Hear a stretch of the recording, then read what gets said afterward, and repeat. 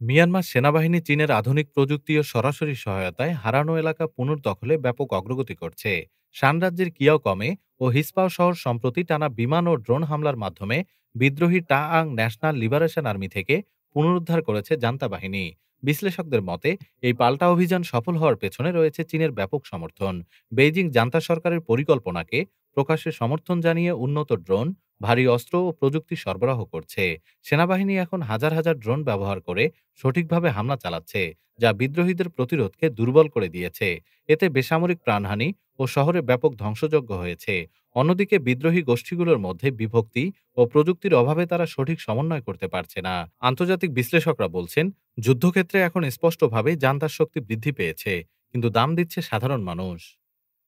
Desk report, আজ বার্তা।